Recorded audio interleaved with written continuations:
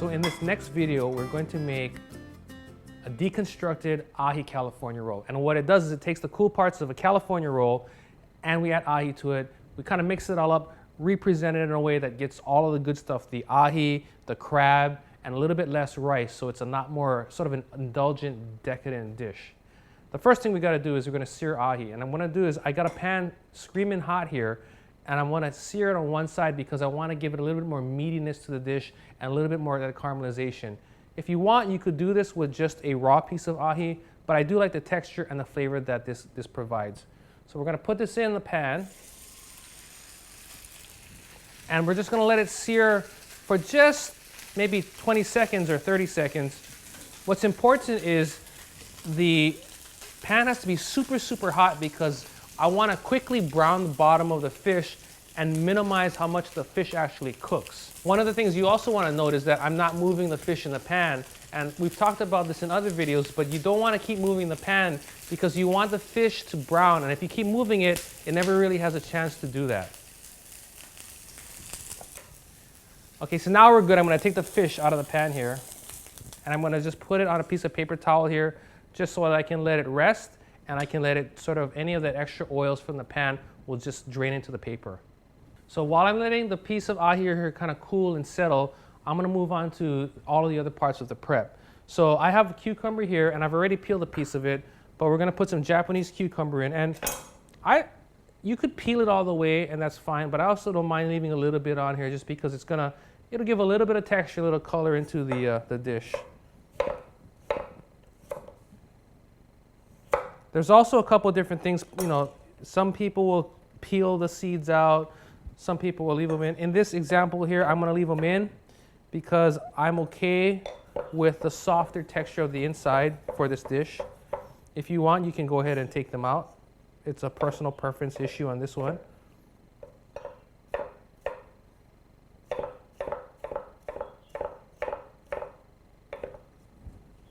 And then I have the last couple pieces here that I'm going to dice up.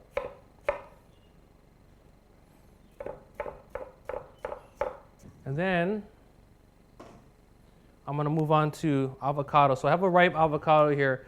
And one of the things about avocado is, how do you pick a good one? Well, you want to find one that has usually a good amount of blackening on the outside. And when you feel it with your thumb, it should have a little bit of give. If it's really firm, it's not ripe, you need to give it a few more days. You want one that has a little give. The more give, the riper it is. I like to have one that's just starting to have give because if they're too soft, sometimes they're hard to work with.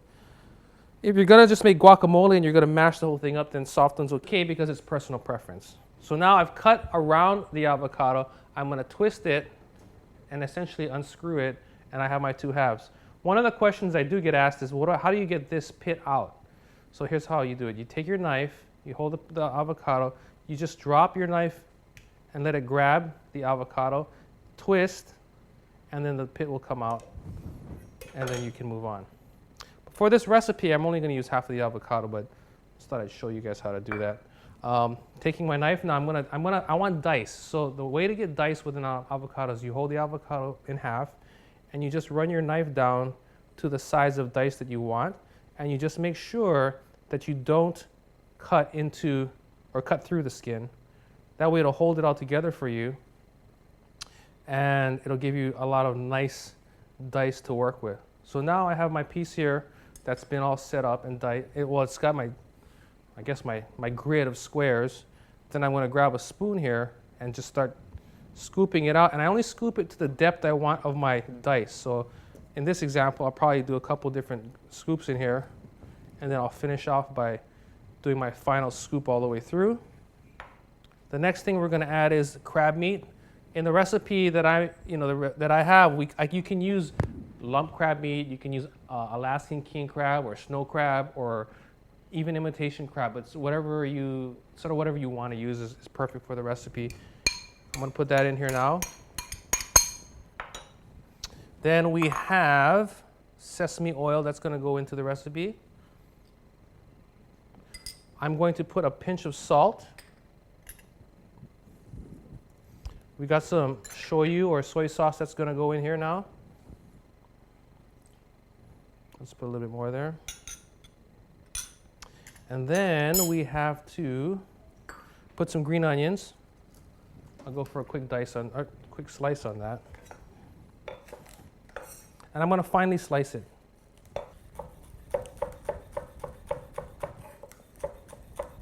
Once we have this all done, I'm going to go ahead and put that into the mix here.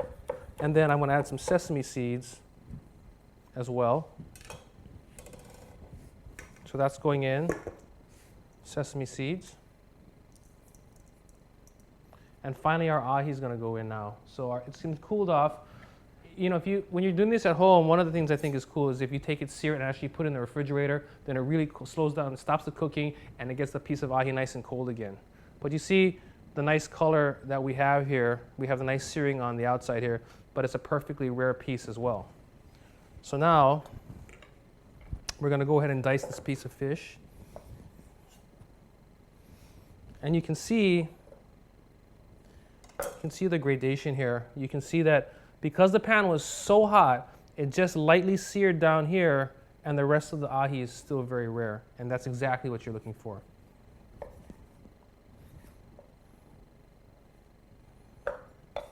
Go ahead and finish off my dice.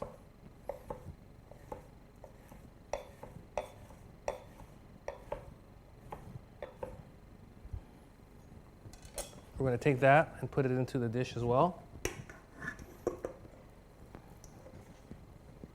So we're going to go ahead and mix it now. And what I'm looking to do is just get a really good balance. So you can see the crab, you can see the avocado, you can see the cucumber, see the green onions.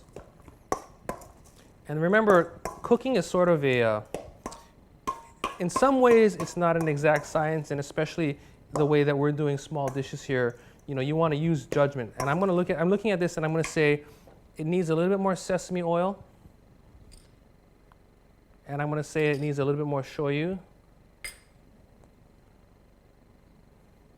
And then we'll be good. So now we have our ahi crab mixture here. We're going to go ahead and plate. There's four things we need. We need the garnish, we need the rice, we need the sauce, and we need the filling. I have sushi rice here that I've pre-made. So it's calros rice that we cooked. I added it while it was hot. I added a little bit of some sugar and some rice wine vinegar. And then we have our sauce, which is a sriracha mayonnaise. So it's mayonnaise with sriracha and a little rice wine vinegar. And then we have all of our garnishes, which we'll get to in a second here. For plating this dish, the fun thing that is, you know, if you want to do something that has a restaurant quality look, you're going to want to mold it. And what I did was I just took Ziploc containers, the small ones, and then I cut the bottoms out. So it's a very easy, sturdy dish mold. They're easy to find, and they're not expensive. So we got my sushi rice here. And I'm going to put a little bit in the bottom here. I want to just make a nice, even layer on the bottom. And I'm going to press it into the mold because I want to make sure that it holds the shape properly. I want to make sure it goes all the way around the bottom and it's even. Okay. Then we're going to go ahead with the ahi mixture that goes in the center.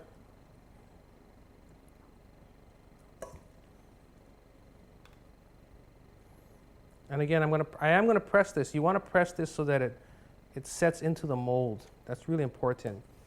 How much pressure? You're going to have to experiment with it and gauge. You know, over time you'll get a feel for it, but enough pressure that everything sticks together, but not so much that you're mashing it into one big mass. We're going to go ahead and put some sauce here. This is mayonnaise that has a little sriracha and some rice wine vinegar. I'm going to take this off so you can see how the dish looks now. Drizzle some sauce around here. And you know, you can have some fun with it. I don't like it to be too uniform. I like to see a few drops here and there. I'm also going to add just a few drops of sesame oil to help break up the look on the dish and add flavor. Looks cool when you got a couple drops going into this, the mayonnaise. And then we're going to garnish with radish sprouts and I have some shaved green onions. I'm just gonna quickly mix them together to make a little, like a salad. And I want it to be nice and high on the dish here. So I'm gonna hold it in my hand like this and make like a cylinder. Place it down and let it fall out of my hands just very naturally, because I want height. And that's how you get height on a salad. You want them all to intertwine, I guess like pixie sticks. And then they'll hold their place. Like that. The last thing we're gonna do is put some nori on top, on the dish. And I have a couple strips and I got my scissors here. These are my favorite scissors. They're kind of sparkly and red. I purposely picked these for this shoot because they're really cool looking. And then we're gonna just cut some of these so that they fall off onto the plate and finish out the dish. And then I'm gonna just put a little bit of, looks like you could put a little sesame seeds on the top to finish it out. And that's it. Here's your deconstructed ahi California roll, ready for your next party, ready for you to impress your friends. For more recipes like this, visit us at foodland.com.